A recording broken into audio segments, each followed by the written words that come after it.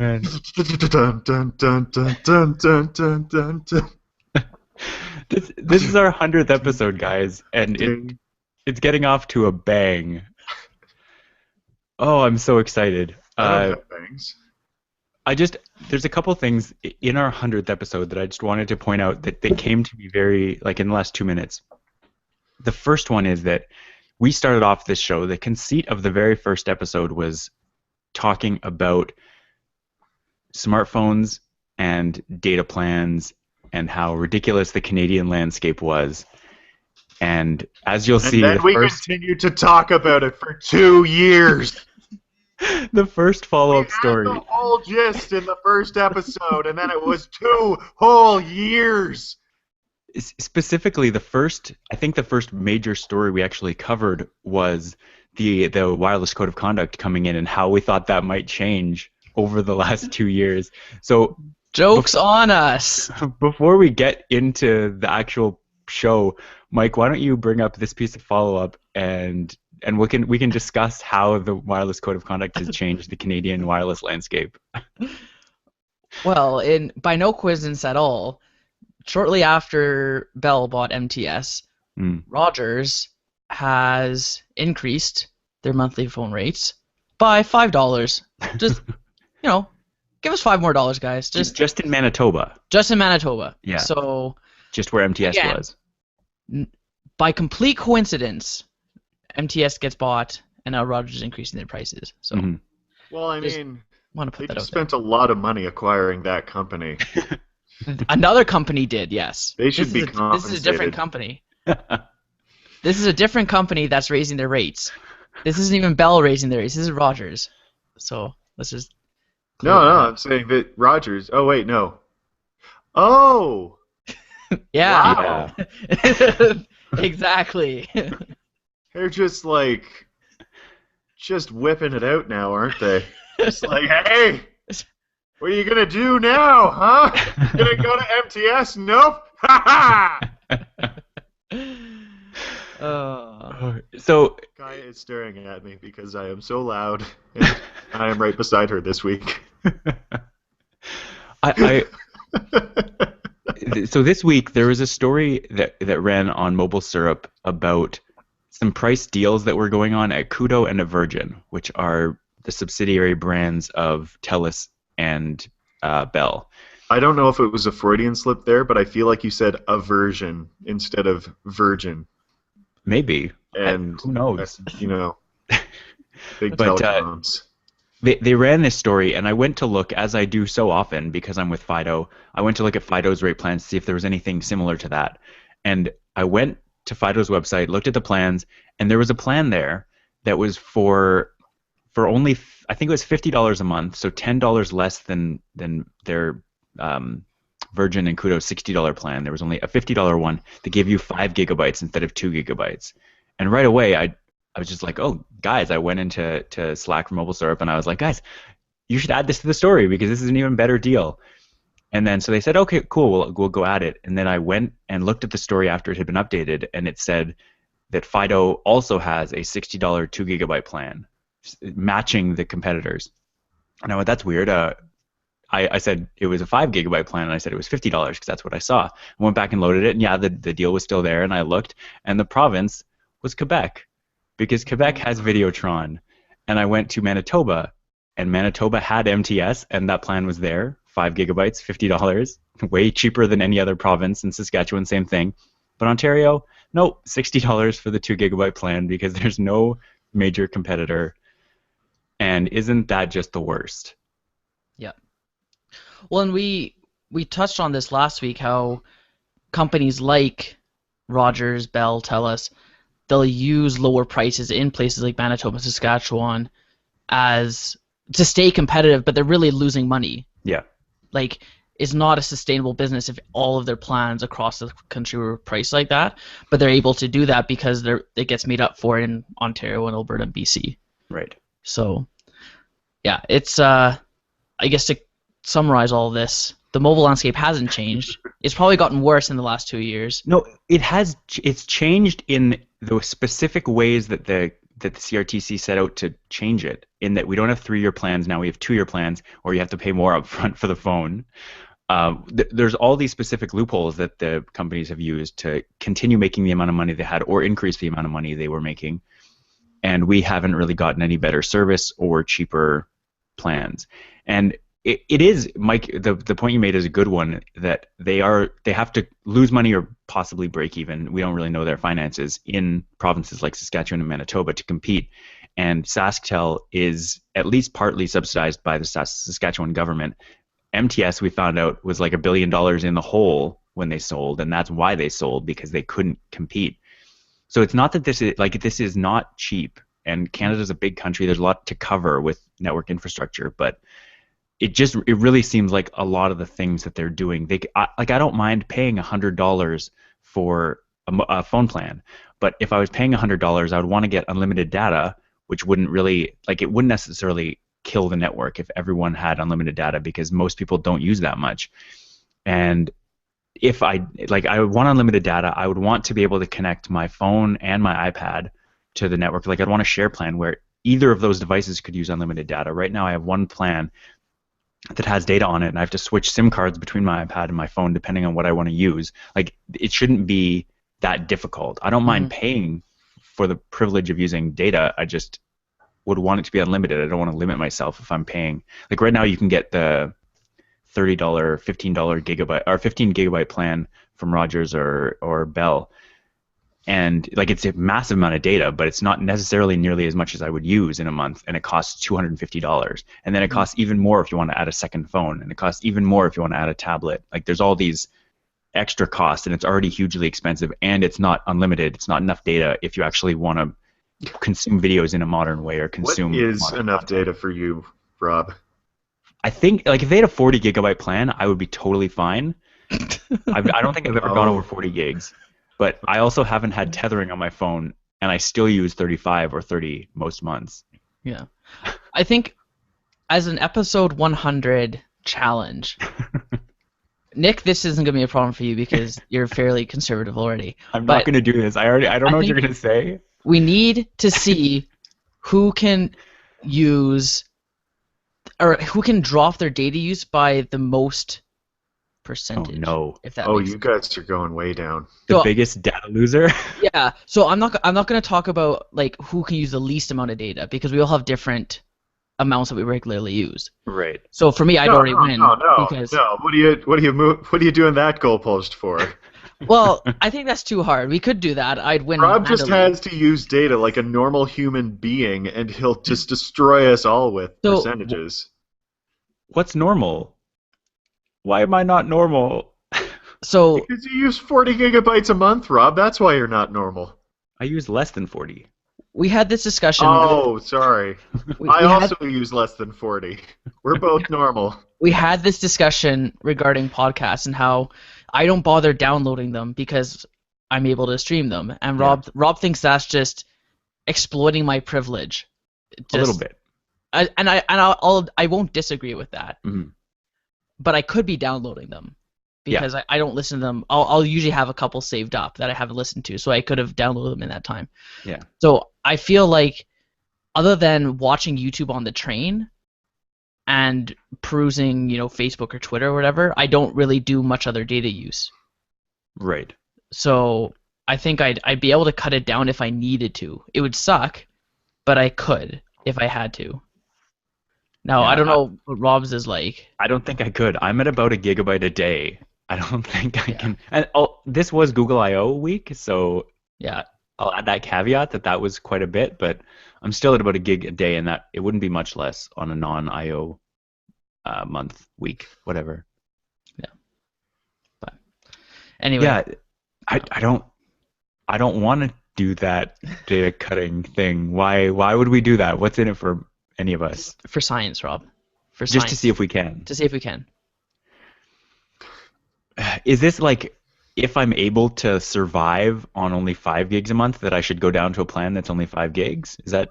I'm saying if we get to a point where Fido takes away our glorious plan. How dare you say that? Would we just quit the internet? Would we be like, I can't do this. I can't do this. Or would we just shell out $200 a month to keep up our habits? I honestly don't know. Like if YouTube Red ever comes to Canada and I get a way to save YouTube clips offline, I might be able to do that. But I don't want to. I don't want to be limited in that way. We have the technology. I can send unlimited text messages whenever I want, wherever I want. Why is that? Like if I wanted to send 1 billion text messages, that would theoretically use about 1 gig of data. And there's I'm imagining Rob with like a dirty beard and long hair, torn jeans, like flannel jacket just lying on the side of the sidewalk in Ottawa. Big like cardboard things, and we'll work for data. That's basically the situation we're in now. I would work for data right now. I actually wanted to say something else, but I don't think it's appropriate for probably not. Show. But the things you would do for data, Rob, I think it's a lot. So I'm in an even worse situation than Mike. I'm assuming, Mike, that you're on HSPA plus data as well. Like you don't have LTE. No. And so we're already getting handicapped in that way. In that, especially upload speeds are ridiculous. Like I'm getting 1 megabit up. I'm getting like Nick's internet connection up on mobile. For what are you uploading on mobile? Like photos mostly. I would say that are the biggest things. Okay. Backing up pictures, but more than that. Mike, you have tethering. I don't even have tethering available to me. Yeah. It's just the worst. Like I have a cell phone plan from 2008, and it is from 2008 because those are the times. Like the speeds have gotten quite a bit better, I would say, on the download, but on the upload they're the same as they ever were. And really, the only thing that's gotten better is the quality of internet services in general. Like they're much less flaky than they used to be. We're gonna be driving up to Edmonton later today, and I'm gonna be tethering our tablet the whole way. Yeah. The whole 3-hour drive, our tablet will be tethered, and we'll be watching Netflix. I had a 2-day meeting where I was taking notes, and I had to like be on the internet, and I had to be like having my iPad. So I wasn't wanting to have to switch between my phone and my iPad to do it. So I paid an extra $180 or whatever, maybe only $130, to have a cellular radio in my iPad. So I had to physically move the SIM to there to be able to actually get on the internet because NSERC is really behind on getting their Wi-Fi up and running.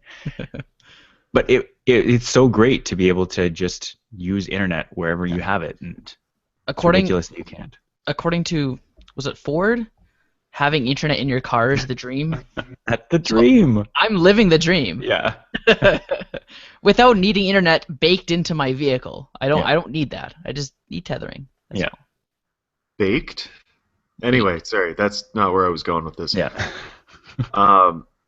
No, because I remember when I worked at NRC and they were super picky about who got to use the Wi-Fi. Apparently that's for espionage reasons.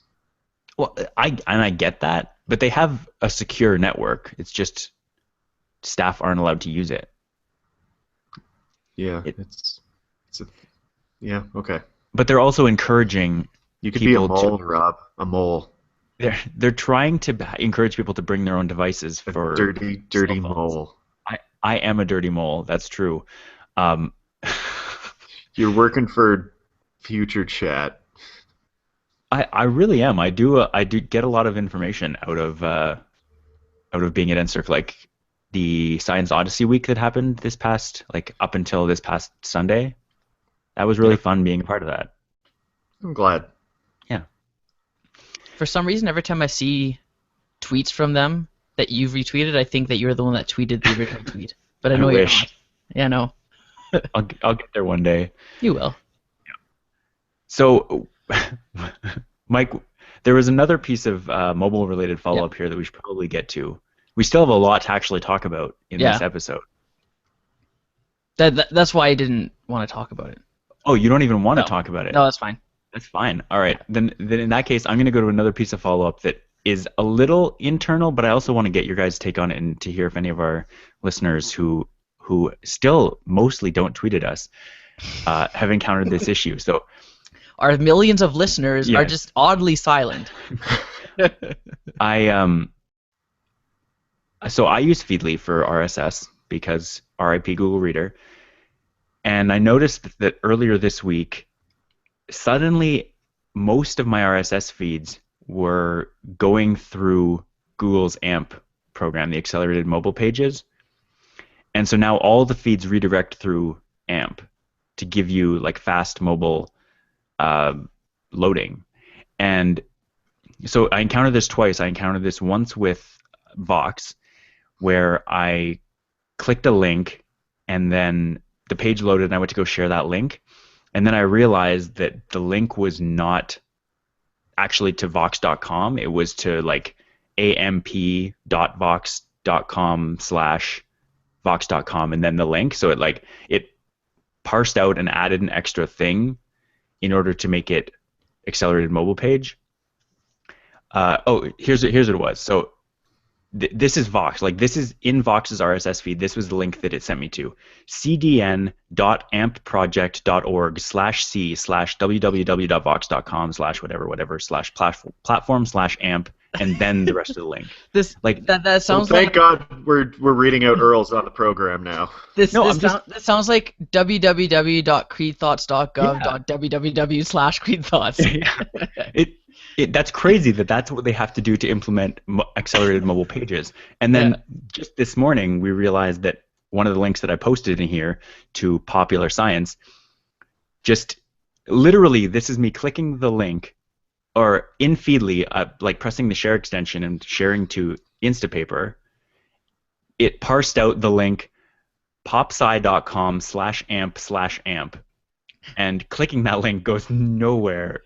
But that was the link that I was met with when I had loaded the story in Feedly, read it, and then tried to go from Feedly and post the direct link. So there's something weird going on with RSS that Feedly hasn't really figured out and made a switch over. But the websites have started to use the accelerated mobile pages, and it's just bizarre right now.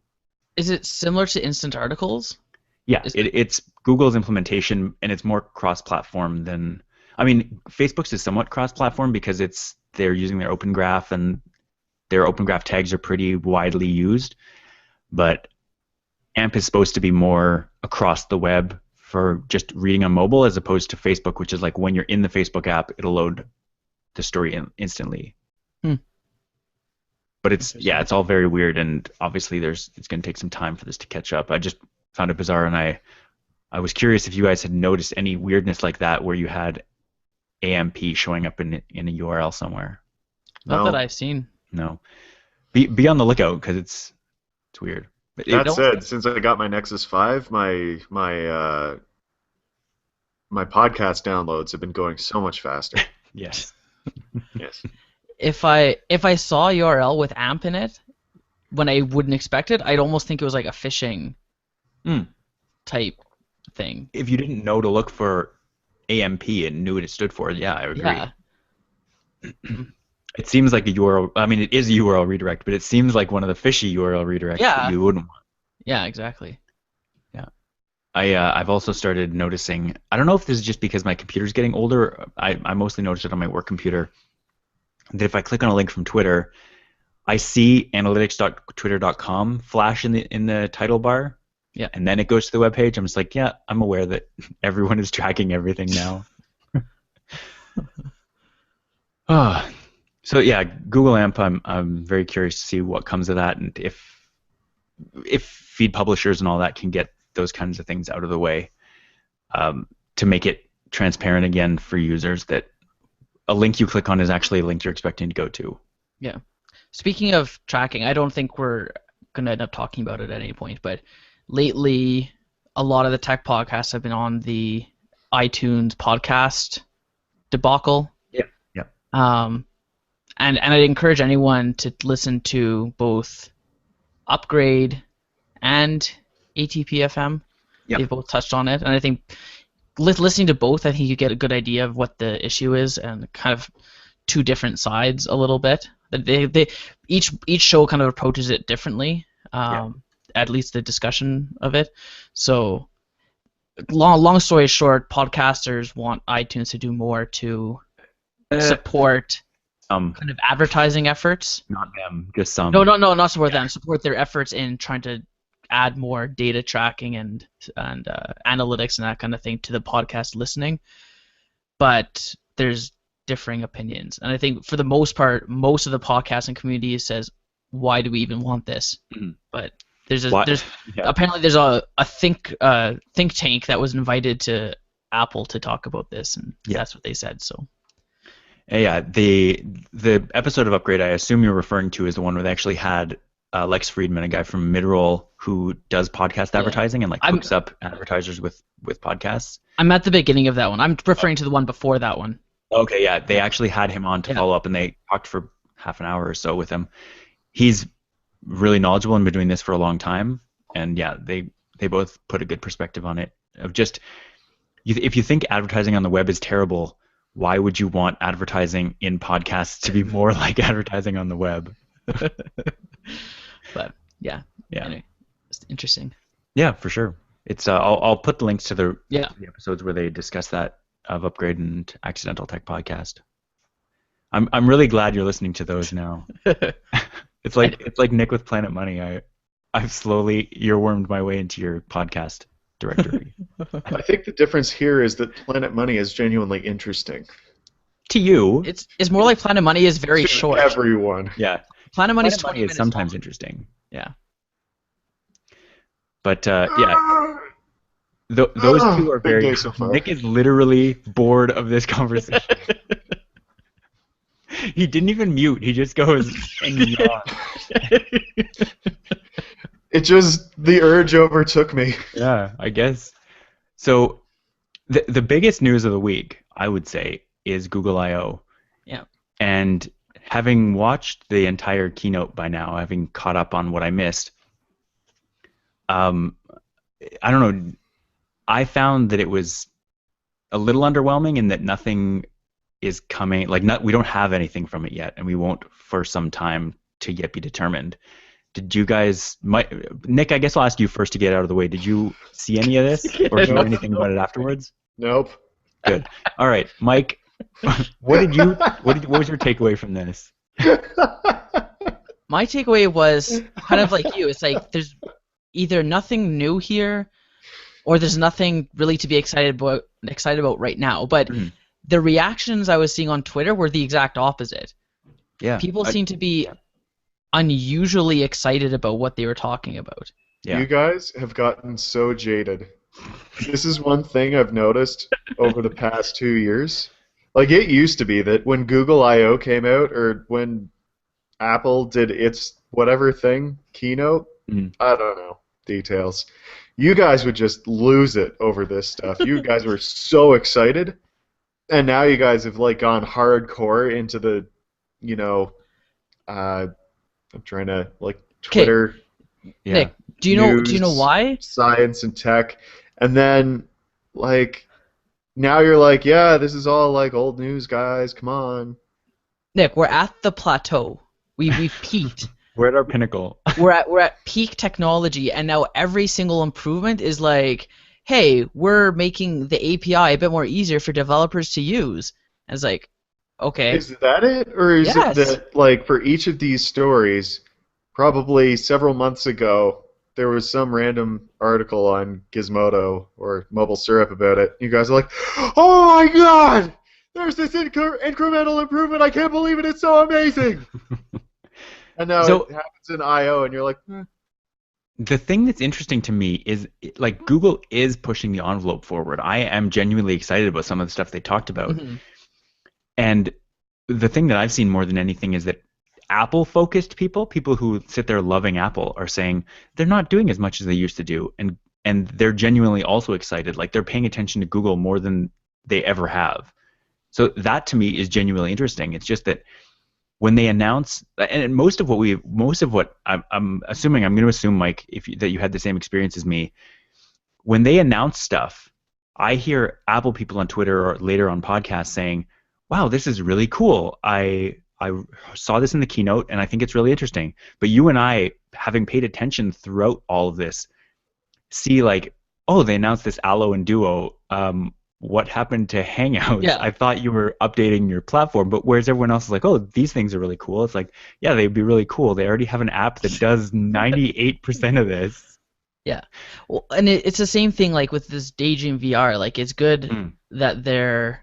Well, I don't know. We'll get into the individual items, I guess, in the near future yeah. here. But like they had cardboard, they already had VR initiatives, and now they're trying to kind of develop this standardization, I guess, or collaborative effort to bring VR to the mass market, which is good, but it doesn't seem like it's worth going crazy over. Right.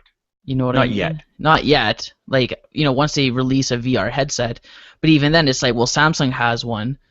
You already have, the Vive and the Rift that are dedicated VR handsets. You don't Yeah. plug a phone into it. But the Gear VR, that's been around for like 2 years already. Mhm. So it's not like it's new. It's coming from Google and it's going to work with more phones. That's great, but it's not groundbreaking by any stretch. Well, I think that the thing to think about with Daydream, and I honestly paid less attention. I don't know what it is about VR, but I'm not that excited by it in general. The thing to me that is interesting about it is that they're saying that phones will be coming out this fall that are powerful enough to run VR on this platform. Where like even the latest phones, like the Samsung phones that they've just released this spring, are not powerful enough to do it. But they're That's not working true with though. no, not to the standard that they're trying to set.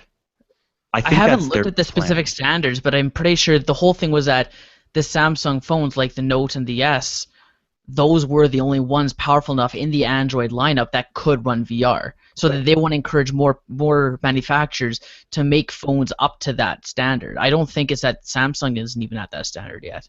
Maybe, but consider the desktop side of things, where the Oculus famously needs a gaming computer Yeah, basically to run VR. yeah. And I think that you're going to run into that same kind of thing on mobile. And so I think what Google's trying to do is get ahead of the fact they're seeing that VR itself, the thing where you go buy a $500 or $600 headset, put it on, and run it through your computer, isn't going to be as powerful as what they've been doing with cardboard, which is taking your regular phone, sticking it into a $20 thing, and having a almost similar experience. And so they're trying to get to the point that that is a similar experience. We already have Yeah. phones that have 6-inch, 5-inch screens that could cover your entire field of vision or most of it. And so just wrapping that into a better package is probably going to be the way that they think that VR is going to go mainstream. It's going to be through a Yeah. phone. As far as it being a similar experience, it's a poor man's experience. If you're just watching a 360-degree video or photosphere, then sure, it's going to be the same. But when you get into like 3D rendering of CGI and stuff, a phone has no chance of keeping up with a full computer. And you don't think it ever could?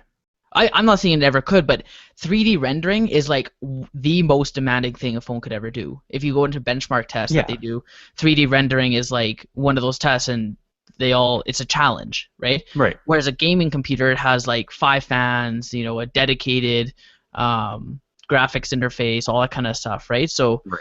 you have all these additional things that support that aspect because you're running these really sophisticated games. This Yeah. isn't like RuneScape or NHL 2000. Like these are super great, high quality, realistic games. Right. And bringing that to a headset is a huge task if you're trying to keep it, not connected to a computer. Yeah. Um, No, I agree. And like a couple years ago, Apple came out with a set of graphics APIs called Metal that allow you to get really low level, like right up against the hardware, writing software specifically for realistic environments, fast rendering. And my understanding is that Daydream is launching with a set of tools that do a similar thing for Android, where they allow you to use APIs that are right up against the hardware, the graphics hardware, and that's what's going to enable this really fast 3D rendering. And so I think that Apple has done really well. Like 3D is obviously different than making 3D-like shapes on a 2D screen, but I really think that Apple is positioned with that platform, the Metal platform that they've been using. They're well situated to move naturally into VR, whereas Android is going to need this Daydream platform and the tools that come with it to be able to match that. Not saying they can't do it, but right now they need that backup that platform to back them up. Yeah.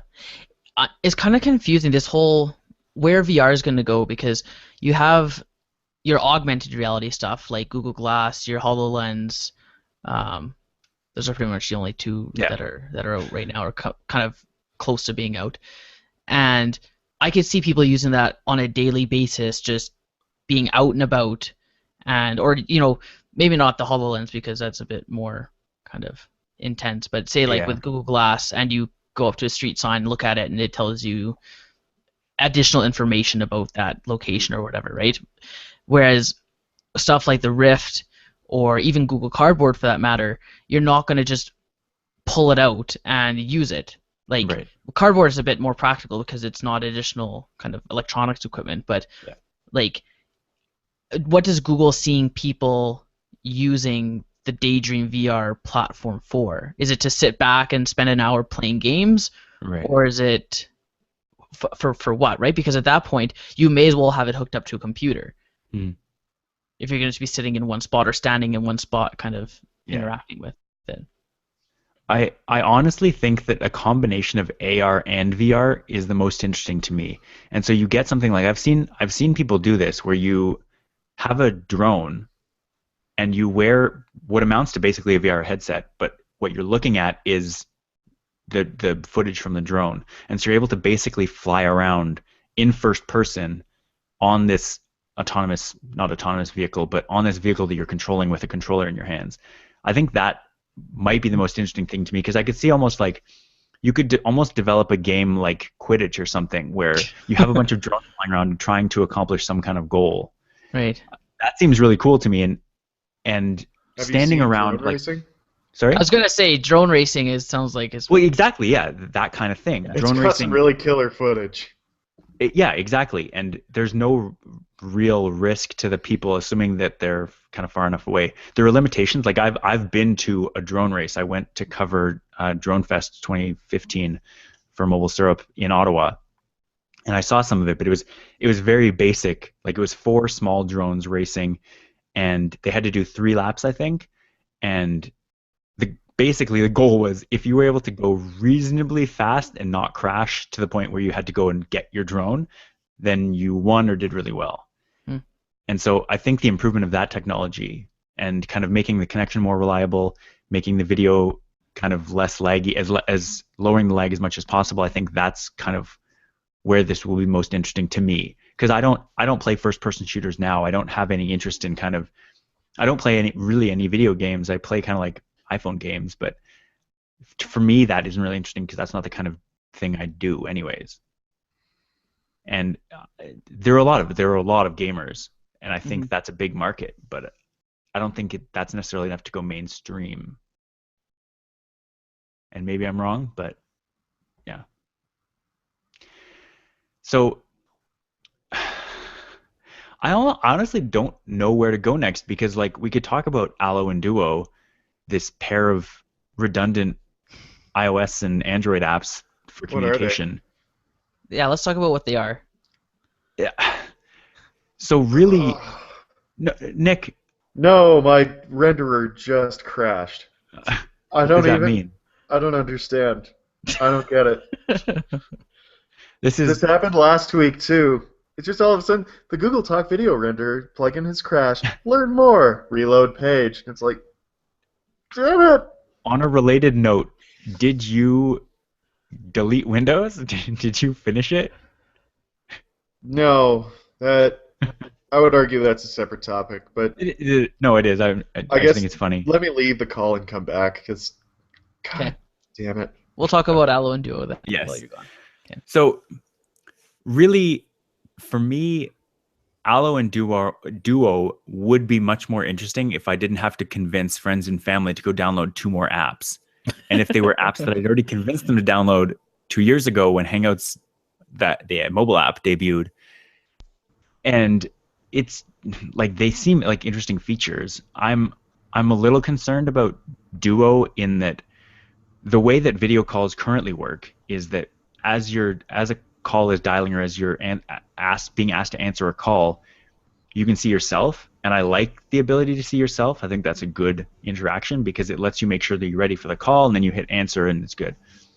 What they have done is take real-time APIs that are like apparently the group behind RTC, real-time communication, which is like a web standard that is growing really quickly. That team that came up with that is actually behind Duo. So they've really made this is cutting edge video technology. And so what they're able to do is when you start a call, that person's video immediately streams to the person who's answering.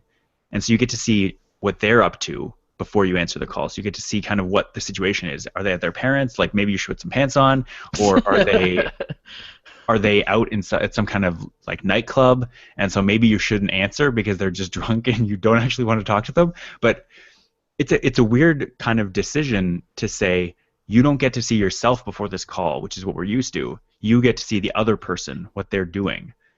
And to me, that's a little weird because I like the idea of seeing, like, I do like the reduced friction of kind of knowing what to expect when you answer a phone, and specifically being able to see it. But I also like the idea of making sure that you look okay for a video call, because I often think, do I look okay? Am I suitable for a video call right now? Or should I, like, for instance, put a shirt on? I often find that just walking around the house, I'm not wearing a shirt, and I'm like, I can't really answer this right now. I should put a shirt on first.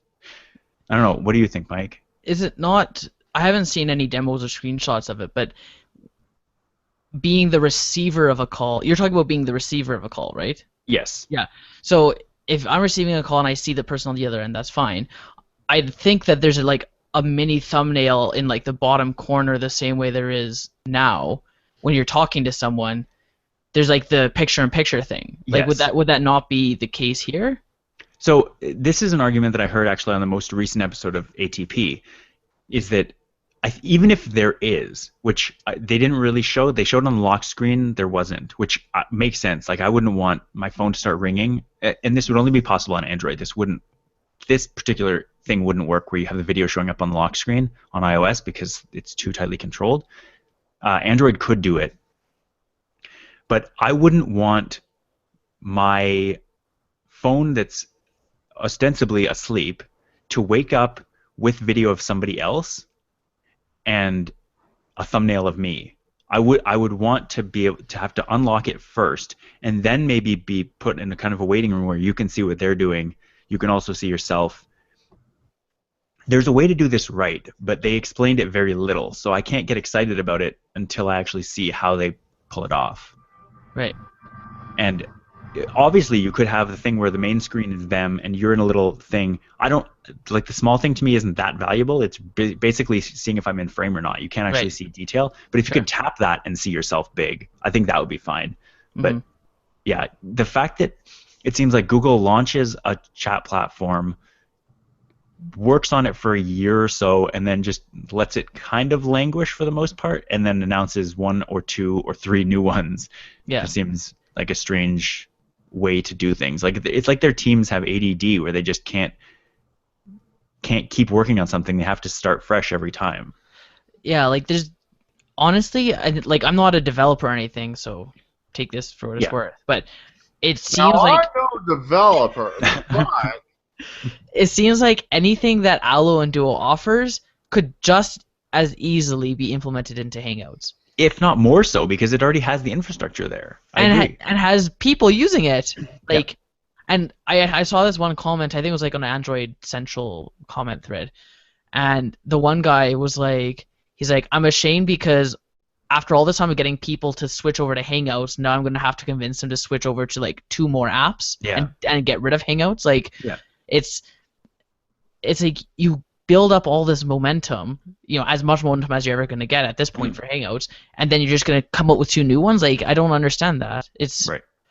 And as far as Allo goes, they're trying to play off, the Snapchat popularity. Like this is, or Facebook Messenger. It's kind of like a Snapchat Facebook Messenger marriage. This other Allo app, which is good. I agree that those are good functionalities to have, but why come out with a new app for it? Yeah. So the argument that I could see devil's advocates making, I'm not going to make it, but I'm just going to say what I could imagine them saying, and then say why it's different. So you could say Google had GChat. Why replace it with Hangouts? But the very simple answer to that question is, like, this is different, I feel, because GChat ran on XPCC or XMPP, with the chat protocol that is very old. Like, it dates back to the very beginnings of the internet. It's kind of almost like IRC. Yeah, I was going to say, yeah. And so it's a very old platform. It doesn't kind of mesh well with modern technology. Yeah. Even at the time, even when GChat was around in Gmail, it wasn't like, it was very clear that it was out of its element. It was already in too modern a place. So making Hangouts, making it modern, making it something you could sign into from multiple locations at the same time, it let them build a much stronger platform. But I feel like what we're getting from Allo and Duo are already mostly implemented in Hangouts. And so all you would need is incremental updates to Hangouts to get the features of Allo and the features of Duo built in. And you could have, like, the whole thing about being able to invite the Google bot into your chat and being able to have it answer questions for you in a chat with someone else or with other people is interesting, but you could just incorporate the addition of a Google bot into a Hangouts chat. We've talked, and apparently Hangouts is sticking around. It's not necessarily dying off right away, if at all. But it seems like, why do this? Especially because it sounds like it's just going to be on mobile. Why do this? You already have a better thing or a more robust thing. Why not just add the improvements you're making to this brand new app into the app you already have? It's very bizarre. Like, I'd think that if they updated Hangouts with all these features, you'd have a lot of people returning to Hangouts. Yeah. Because people have abandoned them. There's no question about that. And I think saying, oh, wow, they're actually still paying attention to Hangouts. You've proved us wrong. We've been saying for the past year that you don't care about Hangouts, and now you're actually updating it. That's great. But this is just saying, yeah, they literally abandoned Hangouts. Yeah. All this time they've been building 2 new apps. Yeah. Same with Google Spaces. Like, yes, you're abandoning Google Plus. You're not adding Spaces to Google Plus. You're saying, here's a completely new thing that has no ties whatsoever to Google Plus. But does a lot of the same things Google Plus already does. Exactly. Yeah.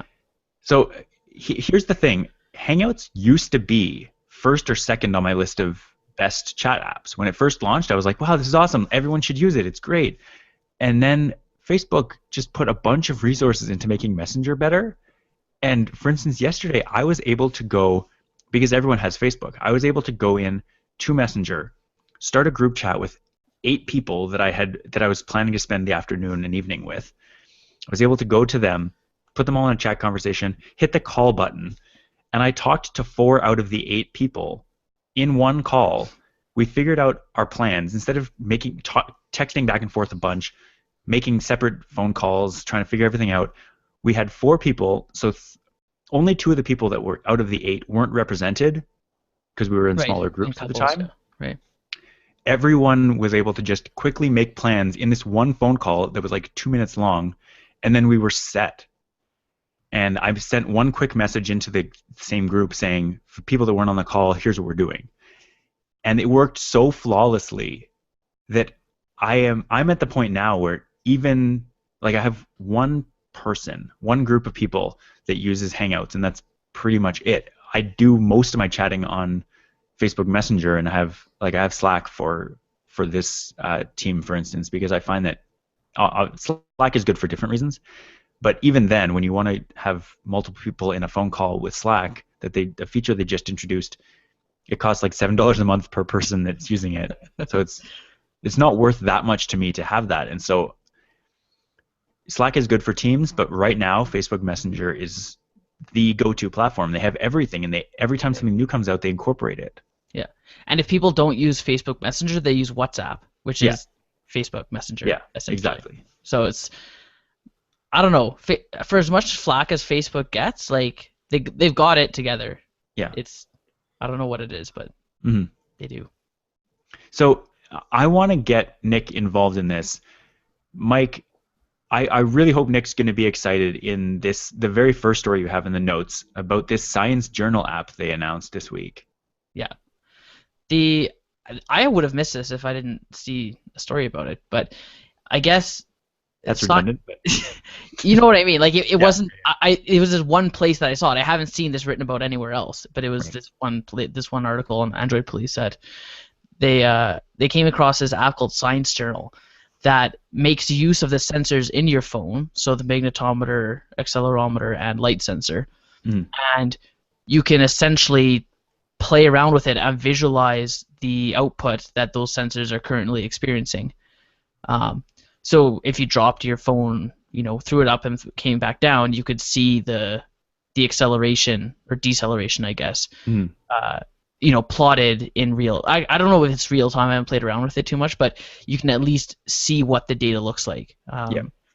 And it actually uses a 3-axis accelerometer data. Like it visualizes each one independently. So you can do a lot with it. It seems like, and it's basically for people who are curious, just to play around with stuff. Like if you had it running while you're in your car and you wanted to see your car's acceleration, you wanted to see how dark a room was and compare it to how when you turn a light on, what the light flux is and all that kind of stuff. Right. It uses the mic for decibels, so it can do decibel readings wherever you are. So yeah, and obviously it's not precise by any stretch. It's as precise as your phone's expected to be, but it's a cool thing that I definitely want to start playing around with a little bit. Just the same way that I sometimes will run the MyTracks app just to kind of get velocity data or that kind of thing, or elevation data, that kind of thing. So and I guess the idea behind it is to get kids kind of doing little experiments, for teachers to use, because everyone in classes these days has at least a smartphone. Yeah. And so you could just do an experiment with everyone's phone and say, okay, everyone run this app and take the data and show me what you have and that kind of thing. And that is actually a big thing in classrooms these days, is getting kids to use technology and use that to discover your world around you, I guess. Right, and to be able to measure it.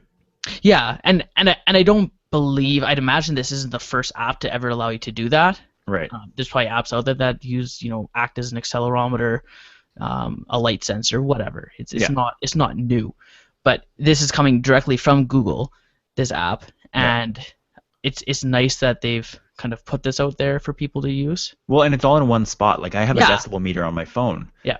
But it literally just tracks the live sound levels, and there's no way to store it. There's no way to do it. Like if I wanted to store the decibel level for later reading, and you either have to type it into a computer or like screenshot and then remember to go back to it. Yeah. I have exactly the same thing. Yeah. This is so cool. Did you see this, Nick? Did you try it? No, I haven't heard about this. Yeah. That's basically the first thing I'm going to do when we go off air. Yeah. Yeah, as soon as I heard about it, I downloaded it right away, and I was like, oh, that's kind of cool, because you can just you open the accelerometer part, and if you like rotate your phone like this, and then you can actually see how the X and Y and Z axes change with the orientation of it, the acceleration of it. So Z, Mike? Z? Yes, Z. Cool. It's an American show after all. Z, y'all hear? Yeah, and I guess unless you have any more to say on that, in a related story, Google or Android, I guess, has released a new API that lets apps access, I guess, environmental states. Right. You want to call it that? It's called the Awareness API. So the signals being time, location, beacons, headphone status, activity, weather, all that kind of stuff. Yeah. And again, these aren't new things. Like apps can already access these states, but they've released an API to kind of package it all together into specific kind of like flags, I'm assuming. Yeah. Just for apps to be more able to use more readily instead of having to kind of start from scratch every time they want to implement those types of statuses. Right. So again, kind of going into the smart home kind of intelligent app device functionality, you can say, if the headphones are put in and the person starts running, launch the music app, kind of thing, right? Right. Yeah. Versus having to like put a bunch of flags into your app to kind of simulate the same status. Okay. Again, I'm not a developer, so I can't appreciate this fully, but I can imagine how useful this would be. Yeah. There's a lot of things that need that. Like you could get. I remember hearing a couple of years ago there were people that developed Bluetooth Android buttons that you could basically stick anywhere. You could program them to, when you press this button, it would do any number of things. Mm-hmm. And or you could also, I think there were NFC tags where you could like put your phone up against it and it would do whatever action you had set it up to do. Yeah. And so it seems like this, but a lot more kind of rigid and written by Google to kind of standardize everything and make it a lot easier. Yeah. Thinking of this, it reminds me of a game that I played a little while ago. It's like a sort of weird puzzle game on iOS called Black Box, and it gives you a set of challenges you have to do, but it doesn't actually give you any instructions. It just gives you like visual clues about what you're supposed to do. And so like there's sets of challenges. So for instance, one of the challenges you have to do, there's a series of red dots on the screen organized in kind of a geometric pattern, and you have to rotate your phone into different orientations in order to achieve these different challenges. So that's the basic one. That's the tutorial one. But they also have one that has to do with geofencing. And so holding down the screen, you're able to set a geofence, like pressing down on the screen. And then you have to pass challenges, you have to be a certain distance from that geofence and open the app. So it encourages, there's a thing, like there's a challenge. If you're in the sound one, there's a little sound kind of room with a bunch of challenges where you have to like plug in headphones or like use play pause. Like there's all these things where they have these triggers, but you have it's a challenge to figure out what the trigger is to actually pass this challenge. And they're really weird ones. There's a developer one where you have to break the app in a specific way while using it. Like you have to find an edge case that kind of breaks the app interaction, and then you win that challenge. So it's very bizarre, and there's 50 or 60 different challenges. There's in-app purchases to unlock kind of more advanced challenges. It's an interesting kind of use of all the sensors and stuff, all the information and the kind of awareness features of your phone. That if this is now standard, that's great on Android, because from what I've heard, it's really hard to you have to almost reverse engineer what you've seen in another kind of Google-based app in order to see how they did it, and then try to interpret what they did and do it the same way. Wait, what's that game called? It's called Black Box. Black Box, okay. Maybe we'll put that in the notes just so people can good idea. Check it out, yeah. Because that sounds kind of cool. It reminds me of like the locked room, like the escape room type challenges where you're just put into a room and you have to. Those ones do have actual clues, but it seems like it's a similar type thing where you have to kind of like think. Yeah, you have to explore. Outside the box and explore and try different things and see what works. Yeah, the tagline is "Think outside the box." Oh, there you go. There's one, I haven't figured out the challenge, but there's one where if you say the word box, or if you say a rhyme that sounds similar to box, it will flash the screen, but it doesn't give you the challenge. Oh, weird. Like there's something, you have to say a certain phrase. Right. That somehow includes the syllable box and to win the challenge, but I can't figure it out. And weird. There's a lot of cool things like that. That's cool. It's not think outside the box, is it? I tried that. Yeah, I tried all that.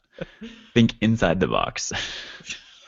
So that kind of thing, having those APIs are really important, I think, to a vital ecosystem for a phone, and I think both platforms, iOS and Android, could use more of that. Yeah. Because there are still a lot of ways in which, like, we talked about Gboard a couple weeks ago, and I learned in the aftermath of that app coming out that every time a third-party developer wants to develop a keyboard for iOS, they have to re-implement everything. There's nothing that is kind of helped along by Apple's frameworks. Like you have to build the size of the buttons, you have to build. Right. You have to build the typeface into each button. You have to build how they work. And it seems like you could have a way that Apple could kind of take loads off, give pieces to developers. And this is one of those ways. The stuff from Google I/O is all really interesting, but interesting to developers. It's not interesting to us people right now. Which is fair because it's a developers conference. Right. No, I agree. I completely agree. Yeah. But it makes for disappointed watchers in the immediate aftermath. Yeah. When then you have the Nexus announcements, or at least the last one, which was like the most underwhelming thing in life. Right. And it's like, and so people got excited for I/O, and they didn't announce anything consumer related, really. Like That's they launching. did, but they didn't. What's that? Nothing that's coming out now. Yeah, and even just like, as far as it being like a new Nexus phone, like I think people Right. would be excited about that, but that obviously didn't happen, and people are hoping that it Right. would, I guess. So I don't know. We'll see how the next device announcement goes. Even if they choose to do a keynote, like for all we know, they might just announce it. Well, they did that with Android N. They just said, "Here's the developer release." There was no event. There was nothing. Yeah. Before I do want to. There's a couple more things I want to touch on to do with Google I/O. But Nick, why don't you give us a break and tell us about what you wanted to say about Veritasium, the YouTube channel? Oh, his Svalbard video. Svalbard video. Yeah. Svalbard video. Svalbard. I know. Veritasium did a video on Svalbard. I thought it was really cool. One thing that I thought was really interesting about it, though, was his discussion of what seeds were and were not allowed into the vault. Yeah. And they're not allowing GMO seeds in there. I wanted to get your thoughts on that. From what I understood about the video, they're not allowing GMO. Like, people are now trying to make a distinction, which I think is a fair distinction, between GMO that includes kind of plant splicing together and GMO that includes explicit gene manipulation by kind of geneticists. And some could argue that there's really not much of a distinction there, but I think it's an important one, where splicing together a plant that has maybe the ability to be hardier in winter, for instance, by splicing a physical plant together with like a tomato and a potato or something. I'm not a botanist, but I feel like I'm no botanist. But okay, on that note, I got to tell you about this one thing. Last year in Calgary, anyway, they had what they did was they spliced, I think it's called. Mm-hmm. They spliced a potato plant to a tomato plant. Okay. So you would grow it in like the classic potato bin, but all the above ground stuff was a tomato plant. Huh. They called it ketchup and fries. I thought that was the coolest thing. Right. So you have potatoes being like the root system. Yeah. And then tomatoes being the above ground fruit. Yeah. Oh, yeah. Weird.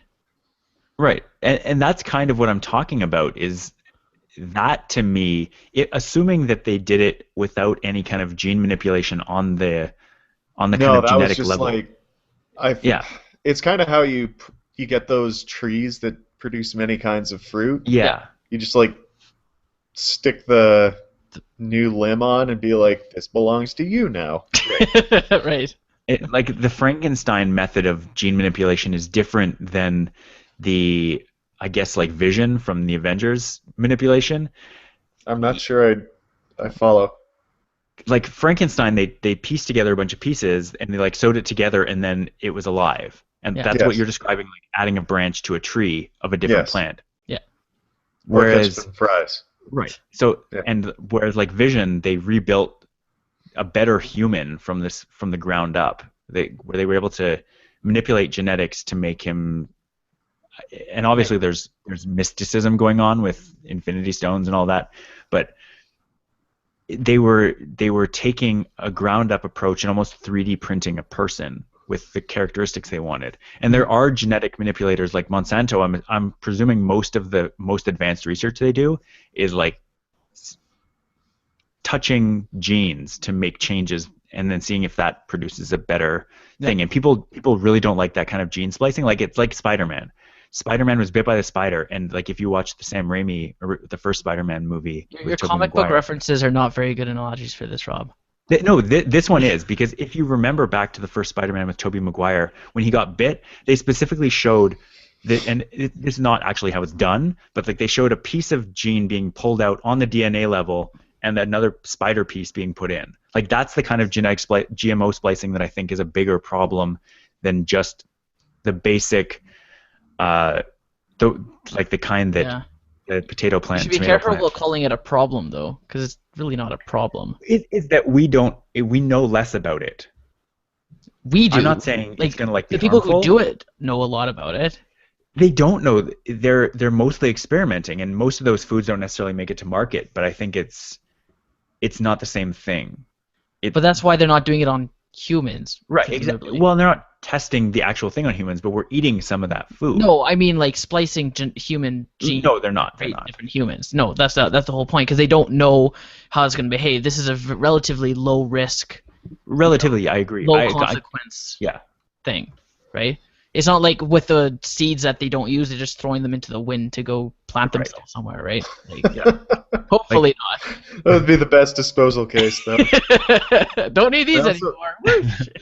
I also like when Rob was talking about touching jeans to change them. I was just imagining like someone wearing a pair of jeans and like poking them, like, why are these changing? I'm not saying one is necessarily more dangerous than the other. I'm just saying that from a technical perspective, they're different. And yes, either one could have risks. You could pair that tomato plant and potato plant, and you'd end up with a tomato that ends up being poisonous. Like that could happen. We don't know. But that's a very easy thing to test and show isn't real. Yeah. Also, obviously, sorry, go ahead. Did you guys ever hear about the Arctic apple fiasco? Did I talk about that here? I don't think so.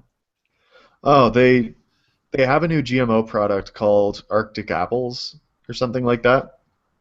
Basically, they're apples that lack the enzyme which causes browning. Oh. Okay.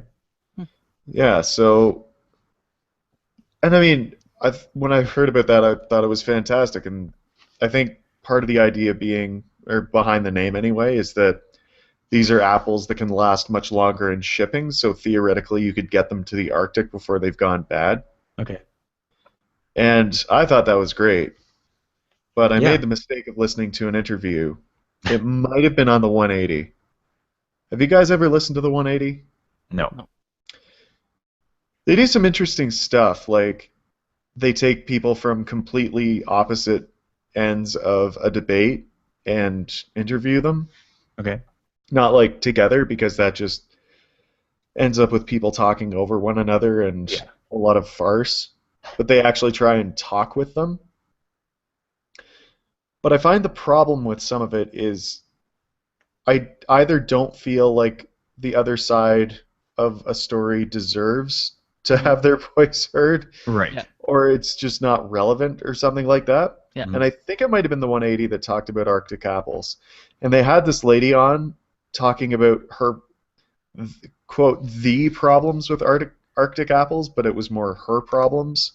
Okay. And one of the things was like, well, when you go to market and you're buying an apple, like, you want to know that it's fresh produce you're getting.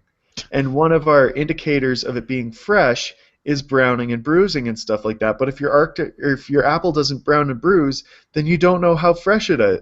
You don't know how fresh it is. And I'm like, because it's still fresh. Right. It doesn't decay the same way. Yeah. I thought I was terrible. So does she go to the market and pick out bruised and brown apples because she thinks no, because those aren't the fresh ones, Mike. Those are the old ones. But if you had these weird apples that didn't brown or bruise, then, I mean, how do you know if it's fresh or not? How do you know whether or not you should put it in your mouth? Because it's perfectly fine, but what if it's not perfectly fine somehow? Literally the definition of fresh. Yeah, I know. You engineer these things to say fresh longer, and you're like, but how fresh is fresh? I think that is a discussion best left in philosophy classes. Yes. If there is no rotten, then what is fresh? Everything is just Twinkies at that point. Exactly. Our food can survive apocalypses. Yeah, the distinction, like genetically modified, is such a modern phrase that we don't really have any context for yet. Like as we've discussed in past episodes, we've been modifying food genetically intentionally, but not specifically for a really long time. Like the watermelon used to be this tiny thing the size of a cherry that had almost no flesh, and we've slowly bred them to be this giant thing that doesn't have seeds, or at least some of them don't have seeds. Obviously, they need new seeds for things, but there's a specific difference between doing something like that and something like Monsanto is trying to do with crops, where they're trying to trademark crops and have things that only last one generation. Where if you take seeds that have blown into your field and plant Monsanto crops, they are able to sue you for stealing their trademark. Like that's a very different thing, and I think for at least a while, they need to be treated separately. Well, I mean, that's getting into Monsanto's comic dickery. Yeah, like, exactly. I mean, if you want to have seeds that won't be viable, there are ways to do that. Yeah. You create hybrids. Yeah. So yeah, I genetically modified. Like if they don't take watermelon seeds because they've been modified over thousands of years, that makes no sense. But I'm assuming they have watermelon seeds there. They're specifically not taking things that biochemical research labs have been trying to save as like, here's our trademarked seed, can you put it in your vault? And they're saying no. That's, I think, a different thing than saying just because something has been modified from what it originally was in nature, we're not going to take it. That's a bad argument, and I don't think that's the argument they're ever making. So they wouldn't have like a grapple seed, is what you're trying to say? I'm not sure how grapples came about. I assume they were naturally kind of just spliced, and so they would accept grapple seeds. Would they be though? I highly doubt that. I think that you could, because it's really just the flavor that happens to taste like most fruit flavors are just different shaped and different sized esters. And so they're very chemically similar. I assume it would be pretty easy to just tweak it and end up with an apple that kind of tastes like a grape. Like that's all it is. It's an apple that kind of tastes grapey. What would you splice though? Like you're talking about putting a grape branch onto an apple tree? Maybe. I like I said, I'm not sure of the process, but I think it would be pretty easy to just change the taste of an apple that happens to kind of end up like when they make Mr. Sketch markers smell like different things. They're not aiming for a specific smell when they set out. They go and try a bunch of combinations of molecules that have scents, and then when they find one that smells like licorice, they're like, oh, that's our licorice marker. They don't go looking for a licorice smell and like manipulate atoms. Okay, real-time follow-up. Yeah. One, it's pronounced grapple. Oh, okay. Which I've never heard that. I don't think anyone saw coming. No. They even, like, on their website, they have the little, the phonetic thing? Yeah. So that you know it's a hard A or a long A? Long A, yeah. Anyway, they basically take Washington Extra Fancy Gala or Fuji apples, and then they just shove grape flavor in. Like inject it? No, it's they have like a flavor extract, and then they gently bath the apples in this delicious grape mixture. What? So it's not even genetically modified? Yeah, I thought it was genetically modified. I totally thought it was. I'm pretty upset. Very let down. I am very let down. I thought this was like a amazing feat of genetic modification, and meanwhile they're just shoving grape flavor on top of an apple. It's not even inside of it. Why are we impressed? They could shove grape flavors into anything. They could make like a beef pull and just. Why not a grape banana? Yeah, exactly. Like. Why not a grape carrot? Man. God, this is so disappointing. It is. I know you're being facetious, but I am disappointed. Oh yeah, I'm pretty disappointed. I'm surprised at how animated you are, though. Yeah, this is a big letdown. In the store, I'm like, I get impressed every time I see one. I'm like, science, but no, it's not. Every time Mike walks into a grocery store now, he just looks at the I am. Smash it on the ground every time. Another concerned mom comes up to you. Is like, are you upset about the genetic modification too? Like, I'm upset about the lack thereof, actually, miss. They should Oh almost man. market themselves as not genetically modified, because Yeah. I'm sure people would actually probably eat more of them if they knew that it wasn't like a Franken-apple. Well, people would probably make more at home if they knew they just had to Yeah. dunk their apple in grape juice. Stupid. Well, it's not grape juice. It's a delicious grape mixture. Wait, is this grape mixture or is this quote unquote grape mixture? Well, they use a special patented process in which they combine the concentrated grape flavor with pure water, then gently bat the apples in this delicious grape mixture. You guys have heard of chocolatey, like Yeah. chocolatey coated? Yeah. This is grapey dipped. Like it's, you can't legally call it grape. Yeah, like, Oh man. Worst 100th episode ever. This is the worst topic ever, Nick. Why did you even bring this up? I don't even know how we got here. Oh man. Oh, Thanks a lot, my render Derek. crashed again. I'll be back. All right. In that case, we'll say hi to Nick when he comes back. But Mike, let's talk a bit. If you follow Mike and I on Twitter, we talked a lot about, well, not a lot, but a little bit about Project Ara and whether or not it is non-upgradable. I don't want to have that discussion. We've had that discussion. It's not upgradable in the way that a couple of headlines said it was not upgradable. But it's also still upgradable in a lot of ways. And so, Mike, why don't you reintroduce us to Project Ara and tell us a little bit about what they've done this year? Just in the news, they haven't done a lot, but recently they announced that. Well, actually, In Google I/O. I don't know how long ago. Yeah, in I/O they were saying that it's going to be released in 2017. It's going to be coming to market. I believe, I can't remember off the top of my head, but if it's just the developers that will get it, or if it's developers get it this year. Consumer release in 2017. Okay, yeah. So, but it's going to be a bit different than what they originally, I wouldn't say promised, but what they originally led us to believe it would be. They wanted it to be. Really. They wanted it to be this way, but it wasn't practical, I guess. So at first, the first development that happened a couple of months ago was the change from the modules and how they fit in, because they realized, actually, well, we won't get into it, but the story was that they dropped the phone and the modules flew out, but that wasn't actually the reason why, but that they redesigned it. But the whole point was that they redesigned the way the modules fit into the phone, which is fine. But now we've learned that they're changing the types of modules, or at least making more explicit the type of modules that you'll be able to customize with each Era phone. And it's going to end up being basically just your peripheral type components. If it was a computer, it'd be the peripherals that you could change out, essentially. Yeah. The CPU, the RAM, and the primary display will all be set as kind of like just that's what you have, and you can swap out your camera, your speakers, your sensors, like fingerprint sensors, extra battery, possibly NFC, Bluetooth. Those might even be baked into the frame as well. I think there was a second display as well, like a little e-ink display that you could add.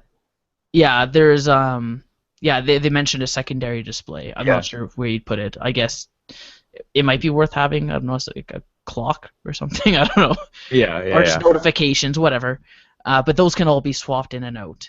Whereas the main stuff that runs the phone is all going to be in the primary base of the device. Right. And apparently to some news outlets that means that it's not upgradable, which, depending on your definition of upgradable, is true. I'll grant you that is true in what most computer people would think of being upgradable. Whereas someone might get a new phone because it has a better camera, which in this case the phone is still upgradable because you just get a better camera device, a camera module. So we'll see kind of what the final product looks like. I still have hope for the product. Maybe the second gen will be more upgradable. You might be able to throw a RAM stick in there to kind of boost your phone's RAM kind of thing. But yeah, it seems to be less pipe dreamy than it was originally. Absolutely, yeah. Especially after seeing the G5 and how that already has essentially one of these module slots. Yeah, yeah. The dream is still alive, I think. But I'm still not convinced that having a phone with a bunch of like blocks that theoretically could fall, like if you're going to be able to get them out, they are going to be relatively easy to have fall out, and having your camera fall out of your phone isn't necessarily the end of the world, but you wouldn't want it to happen. You wouldn't ever want your of any module to fall out unless you were taking it out. And I'm not sure that how they solve that problem outside of having a case that just kind of encloses the back and keeps them all in there. But then you end up with the Samsung. I'm going to call it the Samsung problem because that's funny to me, where you drop your Samsung phone back in 2009, 2010. Every time, not every time, 99% of times, the back case would pop off and the battery would fly out, and you'd have to go and collect the battery, put it back in, turn your phone on.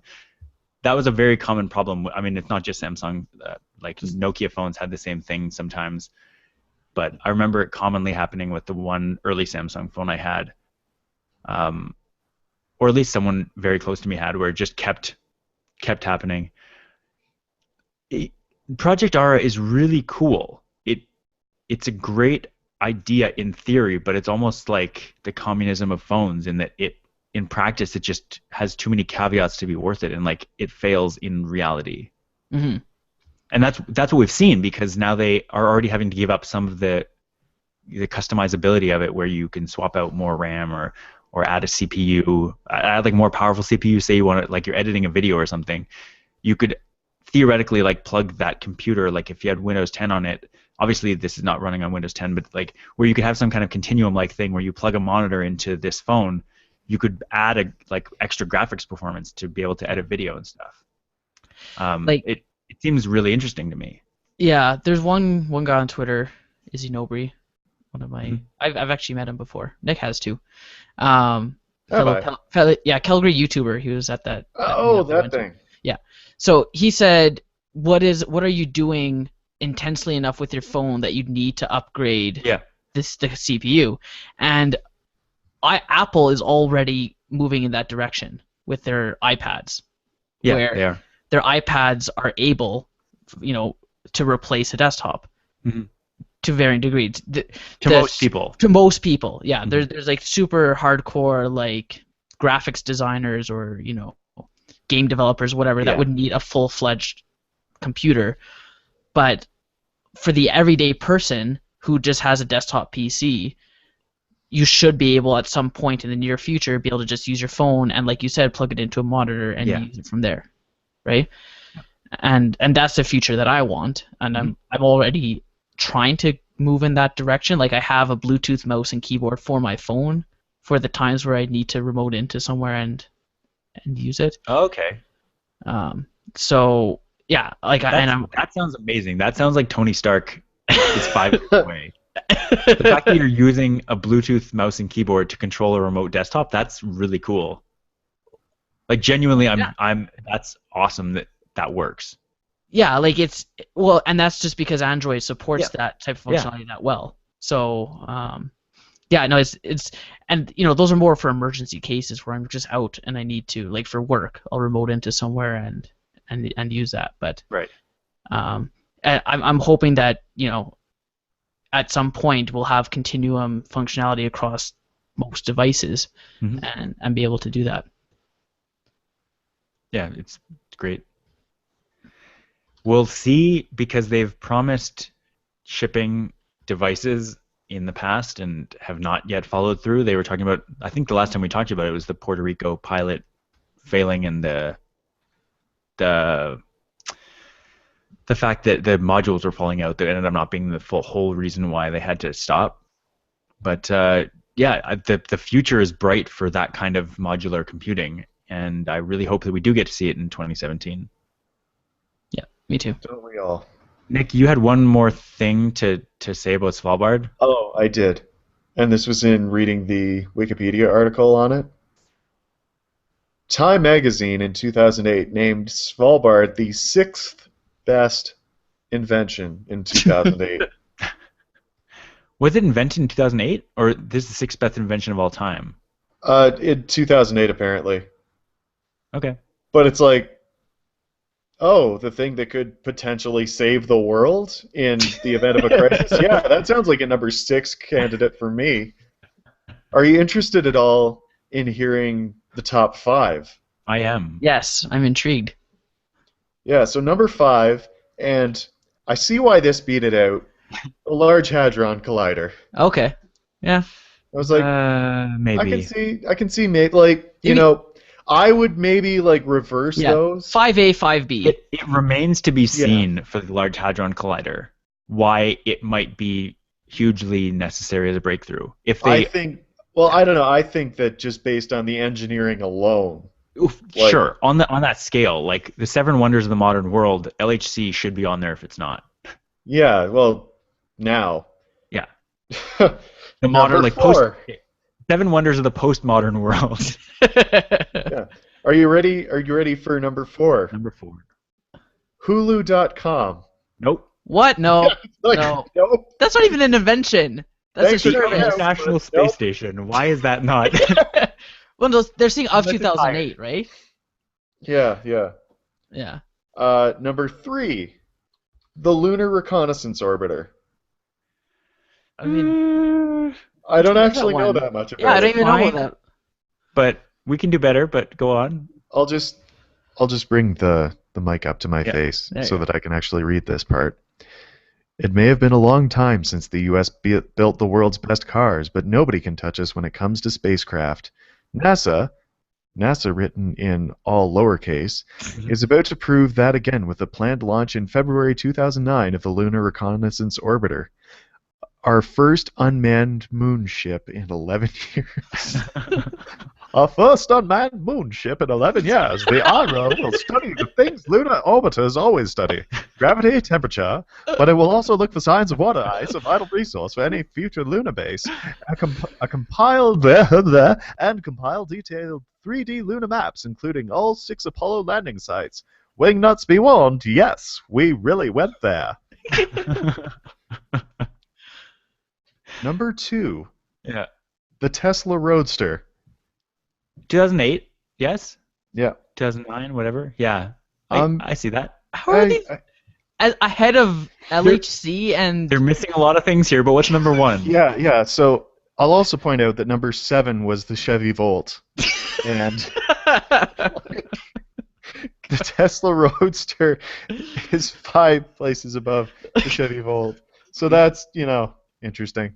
Yep. They're being very liberal with the term invention. Yeah. And the number 1 invention of 2008, ahead of the Large Hadron Collider, ahead of Svalbard, is the retail DNA test. That I'm fine with that, to be honest. 23andMe. Yeah, it is 23andMe specifically. Yeah. That I'm okay with being number 1. That is huge but like International Space Station's not there. Svalbard's the space station wasn't invented in 2008. Yeah, it was pre-2008. They're not saying of all time, just 2008. I guess that's all right. I mean, the ISS though, it's no Lunar Reconnaissance Orbiter. I mean, the Lunar Reconnaissance Orbiter was in no way invented in 2008. That doesn't. Details. Right. Why don't you buy holes elsewhere, Rob? This guy really likes the Lunar Reconnaissance Orbiter, so he put it on the list. God, yeah. Number 8 is bullets that shoot bullets. I don't even understand, but that's a thing. All right. Yep.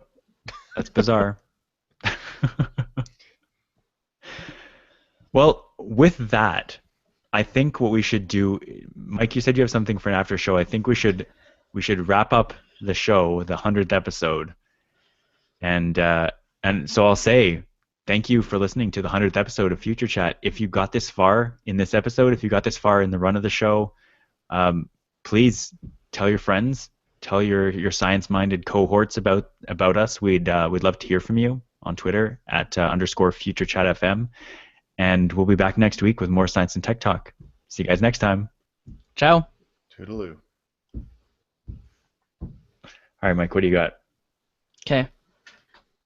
This is a screen share that I'm going to have to do. This is a very visual presentation for the people who are It on is. the audio version of the podcast. Okay. All right. Okay. It looks like Chiggy Stu Higman. It does. It does. I don't know if you'll be able to hear this right now because I don't know how the screen sharing works. I don't know if audio comes through on screen sharing. I feel don't like know. it won't. I hope so. You guys hear anything? No. Nope. No. Okay. You might have to put an earbud up to the. No, that one. Yeah, put an earbud up to the microphone. Okay. That might work. Mic to the speaker. Yeah. Hold on. I like that it's still playing. Oh, I like Carolyn. me too. Okay, here we go. Oh, hey, look. It's Homer. E to the pi times I for Oh, dummies. wait, hold on.